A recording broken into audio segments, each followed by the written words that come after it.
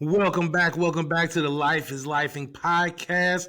I'm your host, Coach Emery Cannon. Today we have a very special guest, Dr. Jana Haywood. How are you today? I'm wonderful. Thank you so much, Coach, for having me on the show.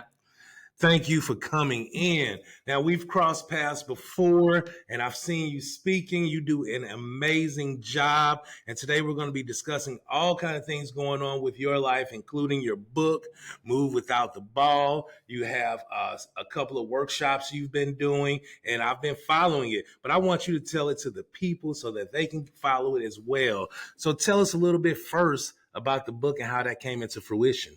All right, so Move Without the Ball really is my first memoir that I'm beginning to craft as I continue to move without the ball. And so I am the mother of 3 children, 2 girls who are very active in sports. I was trying to think about, how do you leave your legacy in print?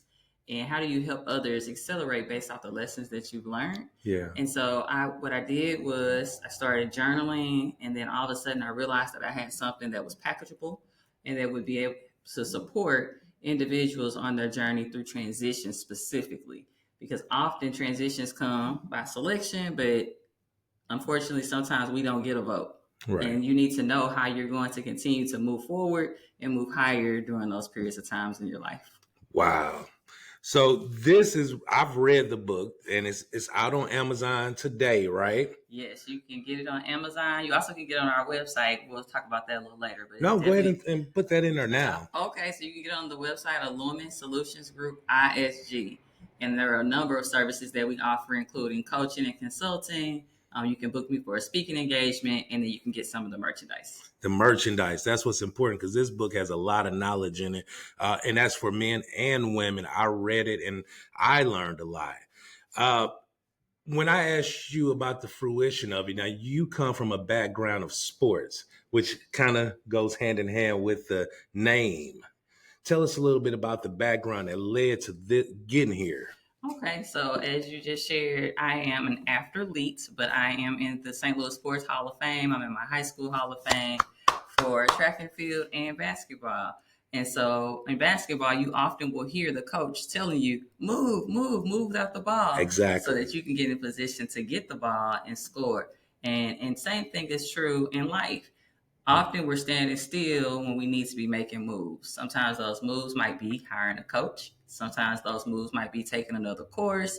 Sometimes those moves are having a mentor and just spending a lot of time listening, observing what people who are already at the level that you're trying to attain, what they did, so that you can replicate those practices.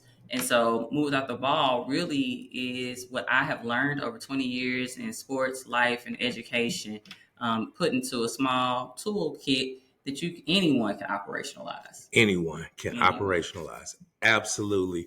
When you made this book, was there a certain thought pattern going through your mind of what you wanted people to learn the most? Yes, there were really 2 things. One, I wanted people to understand how to deal with adversity. And so in the book, I talk about one of the first times that I truly had to overcome something. And that something was going to college, having been a star athlete in high school, and recognizing that I was not performing or getting to play as much as I had hoped. Okay. And I was upset about it. And so back then, you didn't just jump in the transfer portal the way young people do today. Yeah. You had to figure it out, or potentially say, I'm not going to continue with this scholarship. Mm-hmm. And so I made the decision during that adverse moment to really hammer down on how I was going to train, how I was going to listen, how I was going to accept critique, and turn it into something impactful for my life. And then shortly thereafter, after hitting all those goals and being ready to get on the court, I tore my ACL. Oh. And so that was just like so life-changing for me, because everything that I knew at that time was that I was going to be a professional athlete and I was going to make a lifelong career out of sports. And so I had to kind of take some time to do some reflection, some introspection around who am I, which is a big question that we all ask. Yes. And then to be able to separate my identity beyond being an athlete, but just being an amazing human that had a lot to offer. I am happy to say that even though I tore my ACL, I've still been able to be very successful in sports. I came back, I played overseas, and I've been able to pour into other young athletes and professional athletes to help them to see themselves beyond the court or the playing field. So that was the first reason I wrote the book. Okay. The second is the move without the ball framework, because everybody needs a plan. We think that you just wake up and become something, but really you have to have a blueprint as to how you're going to get there. That part. And so it's an action plan that's outlined in the book, a simplified version. That we go more in detail if you were to work with the Set Enrollment Solutions group. But really, it is to name what you want to accomplish, master the plan. Who do you need to assist? What resources are you going to need in order for you to get there? To then get moving. So with move without the ball, so you have to actually actualize or implement your plan. Monitor, because if you're not monitoring your plan, you don't know if you're headed towards your goal or not. So you need to monitor, make some small course corrections if necessary, and finally to keep moving. And so I say keep moving because continuous improvement is always the goal. It's always the goal. And you brought up a great point earlier. And it was, to me, it was all the greats have a coach. They all have a coach. And the reason why they have a coach is because they need a plan. All the greats, even the coaches have coaches. Yes. And I think that this is a wonderful opportunity, especially because you deal with a lot of sports and athletes that really this resonates with them. But the average person that's not a sports person, they need a coach too, even in leadership and leading into leadership. You do something with leadership and love and leadership. So can you tell us a little bit about that? Yeah, I'd love to. So love and leadership was a concept that really came out of a conversation with one of my mentors and good friends on the couch on a Sunday afternoon. And we were talking through what is it that's the gap or what's missing in the industry to support leaders across all industries at all levels. And we said the idea that women specifically, because it is a women's empowerment group, we don't discriminate against men, all are welcome, but it's focused towards our own personal experiences, yes, which I think has a lot of impact. And we were talking about what's missing. And we said women are ashamed and scared to talk about love, because often when you are in a certain role as a woman, if you start talking about being nurturing, being compassionate, demonstrating love, people automatically equate that with being weak.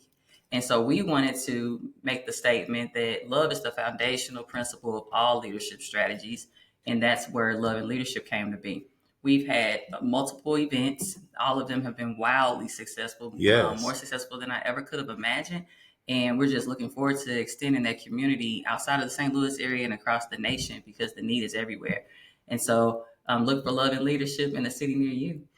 And love is the basis, because you really have to love to be in leadership, because leadership is not for the weak-hearted.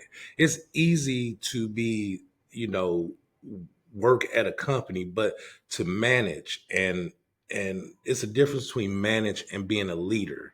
And there's a difference between being a boss and being a leader. Bosses kind of tell you what to do versus a leader nurtures you. And that's a part of love. And it comes out of empathy. And you go through all of these different emotions as a leader. And it really is a lifestyle. So how do you cultivate that in your book and in your love and leadership seminars, because you have a lot of great leaders there. I've watched and so tell us a little bit, how does that all intertwine together? I guess is what I'm trying to ask without being too technical about it, but empathy, leadership, lifestyle, all that in one. Because I know some leaders that work 7 days a week, even though they have 2 days off, but they love what they do so much because they want to see the people succeed. And with leadership, to me, it means that you are nurturing a group of people to come up to where you are and work together as a team. Yeah, so when you talk about love and leadership and how people spend their time, I would suggest and put it up against anything. If you look at somebody's calendar, you can tell what they love. And leaders do work a lot of hours because they love the people that they serve. And that piece, I think, is really important, because in order for me to be impactful and to help anyone or make someone want to follow me, they have to know that I'm invested in their personal development as well as the overall collective goals of the organization. And so we have spent great time in our particular organization looking at the power of mentorship, because a lot of times an evaluator or a supervisor, although well intentioned, just can't get to the granular level of supporting someone. And so this has been a great opportunity to do some matchmaking outside of the people that report to you or outside of the people that you yourself report to, so that you can be vulnerable, someone who has the ability to sponsor you. So we talk about mentorship, but sponsorship is also important. My love for you will cause me to say your name in spaces that you are not standing. Absolutely. And that's really important when you talk about people trying to grow and develop and move to the next level in different industries.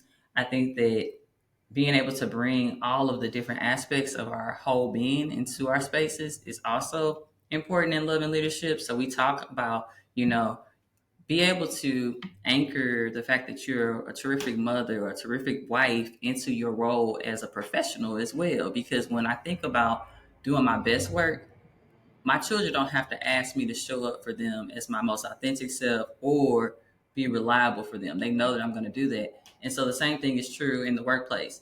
If I believe that birthdays are important, just if it's so random, I'm not going to miss somebody in my department's birthday. They're going to know. I'm going to say, hey, happy birthday. What are you doing? If they're telling me about something that happened in their life over the weekend, being able to thread that into our conversations throughout the week so that they know that they're more than just an employee, but I see them as a person. Yes. And I think that's important with the work. The other piece that Love and Leadership has had a lot of success in is bringing a variety of people to the platform who can support in a number of ways, because what you need in the early stages of your career looks a lot different than what you need when you're a seasoned professional. Wow. That part right there. And I didn't mean to cut you off, but that was just a wow moment. What you need at the beginning is not going to look the same right now. And I'm in my mid 40s, and I think about starting out. I started out with a Blaze selling cars. And where I ended is I learned so much in those 20 years. It was important that I knew the process. And me and you talked about processes before. Can you relate that to what you just said, the process and start and now? Because it's not a finish yet. No, we're always going to be a work in progress. And we talked about continuous improvement. So that process of knowing where you are, I think doing an honest assessment of that is important. And then surrounding yourself with the people who are where you want to go. And so I think about it in terms of, with a sports analogy, football. If I'm on the 50-yard line trying to get to the end zone, people think that that's not difficult, but you have a different strategy for the 50-yard line than you do for when you're 10 yards out. Yes. And so I think that that's similar with your career, because if you're just getting started, kind of the world is your oyster. You can go a lot of different directions in order to figure out where you want to be. The longer you are in a certain industry, the more narrow and intentional and focused, and somebody that you need to kind of be able to take a laser, very intentional focus on how to support you in ways that small movement, small incremental change has huge benefits or outcomes. And so I do believe that the process of moving from one stage of your career to the next is the same, but the small action steps in between are very different. Yes. Wow. Just sitting back thinking about that. That was a very good point. That was really dropping a gem there. And you didn't even charge us for that. And I really appreciate that. Look, a lot of people don't understand that, like, when you start somewhere, that business is constantly moving. So they're actually preparing 10 years ahead of time of things that they're going to get ready to do. And they may not let you in on it, but you have to do continuous education, continuous fact finding of yourself. Yes. To be able to grow with that company, if you're going to be with that company, but just in your role is in many different areas. And when I say areas, I mean, like, you could do your job here, or you could do your job at this company or this company. So you're still going to have to grow. And is that something that in leadership, when you are in leadership, do you help your people learn that new technology, that AI, whatever it is that's coming forward? Or are you keeping them on task with that? Yeah, so I've been thinking a lot about harnessing the power of your experiences and also being responsive to the needs of the community or the society that we are currently in. And our world is changing faster than it ever has. So we're evolving because of the technology, which is to me wonderful. Because some things that used to take us many hours to do, now you can put it in and it takes minutes, maybe even seconds to accomplish. Absolutely. Which only means we can give our energy to creativity, to innovation, and to supporting one another in a variety of different ways. As I think about my time, I tell people all the time I have a very unique value acquisition because my background is in sports, but then I became a teacher, and then now I'm living in the HR space. So I've been able to see a lot of different things, but at the end of the day, all of the experiences really pointed to paying close attention to human behavior. When I was an athlete, when we would do film, I had to try and figure out, what is this person's pattern of behavior? Do they tend to go to the left? Do they tend to dribble to the right? In this situation, what do they do? As a teacher, I really was able to hone in on the ability to identify talent, because when you are talking with students, whether it be pre-K through higher education, you will discover where their strengths are from simple conversation, tasks, and assignments. And so being able to then help them amplify those things. So I've always taken an assets-based approach to anything I do. Certainly you want to strengthen your areas of opportunity, but who wants to be told what they're bad at all day, every day? So you want to make sure that there's enough balance and celebration of where they're strong so that they can build on that. And then the same thing is true in human resources. When I'm doing interviews, when I'm looking at resume review, if we are talking about just career coaching and your personal trajectory, I have to be able to really hone in and listen to how I'm going to help you move without the ball so that you can accomplish your goals. Yes, absolutely.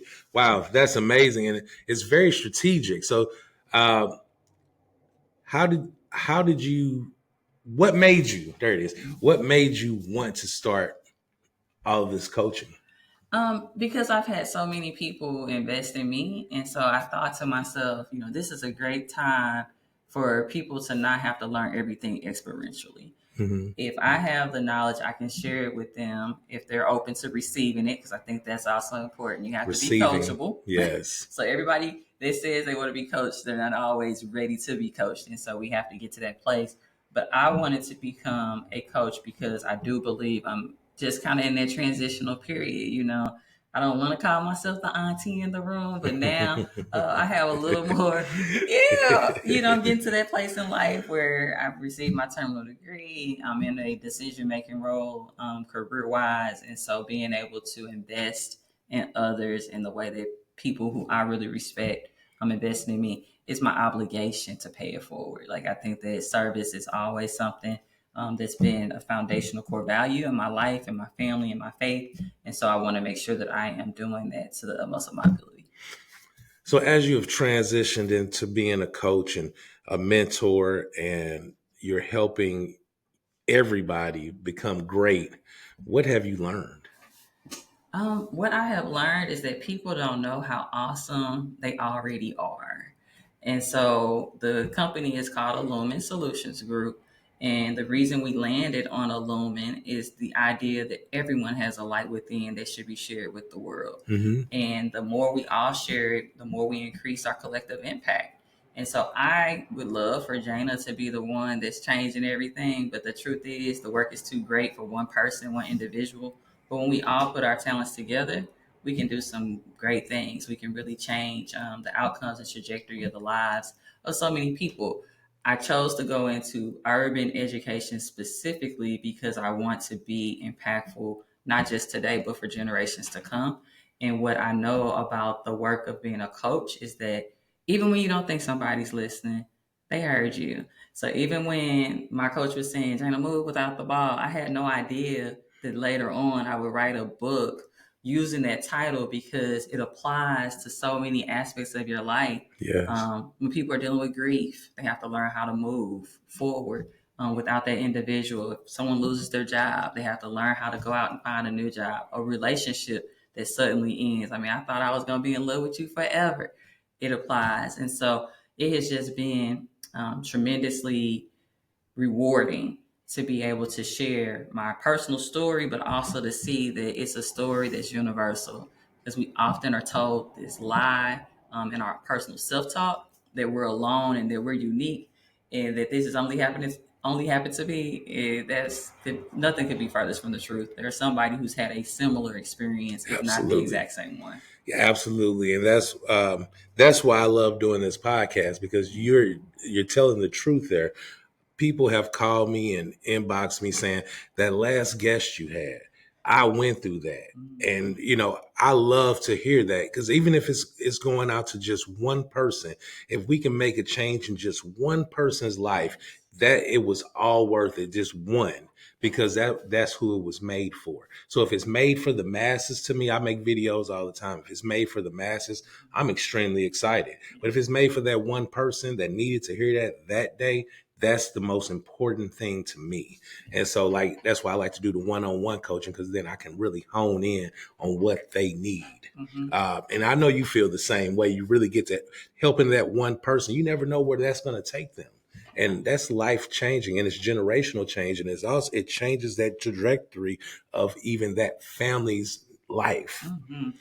Yeah, no, it's really special when you connect with someone, especially when they've taken their guards down, because we have in our society created a lot of structures where people feel like they have to keep a wall up. Yes. And you're never going to be the best version of yourself until you really are your authentic self. And as you're going through that searching process of what it is you want to contribute to your community, you got to take it down for a little while so that the people who want to help, which is more people than not, there's still more good people in the world than bad, even though the messaging often is opposite of that. And so that you can support each other and grow and then celebrate. I mean, I am in the season of celebration this year. My word for the year is harvest. I've been planting seeds for all these 40 plus years. And so now I'm just expecting and waiting on the harvest. Yes. When you plant seeds, they will grow. And they don't always grow when you want them to grow. There's no timeline on when they grow. But when they do grow, they are very fruitful. And that's what I'm praying that it happens for you and anybody else that's trying to make a difference in this world and add to their legacy as they transition into hopefully a happy retirement one day. Yes, look, I'm planning on return at some point in my life, but it won't be for a while. I'm excited. When you said the word legacy, that just made me think again about no experiences lost. I had my professional, sports time, but my 15-year-old, she's one to watch. She bears reckoning. I've been watching that on Facebook. Like, amazing to watch the journey. What do you think of it? Well, so far, so good. But what I think is just crazy is the level of scrutiny that these young kids are under, and how having someone like me in her life, I'm able to share with her or shepherd her through the process. But there are a lot of families that don't have that. So bringing together, again, my background as an educational administrator, but also as an athlete, to help families understand, sometimes you're being sold and sometimes you're being recruited. Sometimes you need to just turn the noise off. Like, comments on the social media is not always healthy for young people, because they begin to want to perform for people who don't even matter. I mean, I hate to say it like that, but their opinion of you is not the prevailing opinion. And so we have to remember as adults that we still have these developing minds that are so impressionable. And although you might want them to get all these followers and all these likes, not every like is a good one. And so going through this journey with her, having already walked a little bit of the path, I'm able to help her stay clear of some of those pitfalls that can really do a lot of harm. And exactly what you said, every like isn't a good like on social media. I read a post from LinkedIn that said, you can't truly be your authentic self when you're performing for everybody else.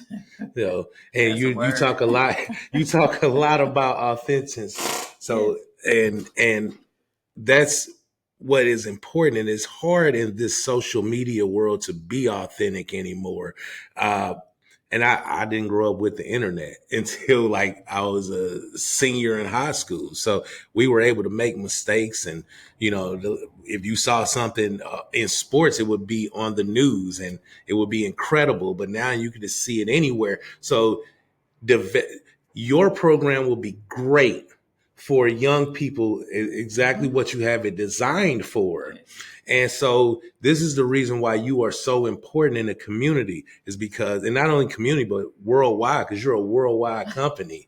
So that's why it's important, is because if you have an athlete, you need her.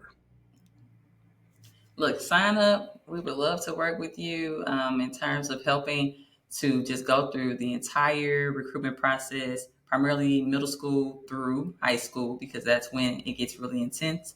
But being able to understand credit attainment, being able to understand the application process, being able to understand, should I take the ACT or not? Because a lot of people don't know. Yes, you still should take the ACT. And then understanding how to manage your time, because other people may not value your time, but there's nothing more important than time. Like, it is our most valuable under resource. And so if you are talking to people who really aren't invested in your overall well-being, like if they're the what's in it for me personality, you want to be able to identify that right away so that you're able to spend time doing the things that matter the most. And we can't ignore the fact that we still are dealing with children who are dealing with mental health crisis at an alarming rate. And so the vets at UCLA, the player, she has come forward and talked about having those challenges herself, which I'm so happy that she was courageous enough to tell the truth. But there are some things that you can do ahead of time. I know we talked a little bit about visualization and some of those other focused attention practices that can be put in place so that you don't have to wait until a crisis to connect with what will work. Yes. And reaching out to every community is, having a mentor or a coach does not mean you don't know what you're doing. It's just another tool to get on the roadmap to success. And I don't ever claim to know everything, but I will get you to where you're going. She'll get you to where you're going. And that's the only thing, is to get where you're going. It doesn't matter how many people helped you get there, as long as you get to where you want to be. Absolutely. And I will just say this: as you move without the ball, having a support system is wisdom. It's not weakness, it's wisdom. And I have an executive coach currently, I have a life coach. At one point in time, I was seeing a therapist. So, whatever it is that you need to get where you want to be, because this life that we are living can be crazy. Be life. Yes, absolutely. But more importantly, she's going to teach you how to move without the ball. And she still got a little basketball in her. She can teach you how to move with the ball as well. Yes. Look, I'm still good for 15 feet. But we really appreciate you coming on, and tell people again where to get the book, and also where they can find you at on any social media platforms or on your website. Please give them all that information. All right. Well, I would love to connect further on LinkedIn, is where I am very, very active social media wise, but we also are on Instagram. It's a Lumen Solutions group, so you can look us up there. You can get the book Move Without the Ball on Amazon or on the website www.ILLUMINESOLUTIONS groupisg.com. And so there's a lot there. But if you look me up on LinkedIn, Jana Haywood, my website is present. And you'll also see me in a gym near you. So if you're going to be on the summer circuit, I would love to support you, your child, on their journey to the next level. If you're looking for support career-wise, I'm happy to do some HR consulting. And then if you're just looking for coaching in general, the opportunity to do some peak performance coaching exists as well.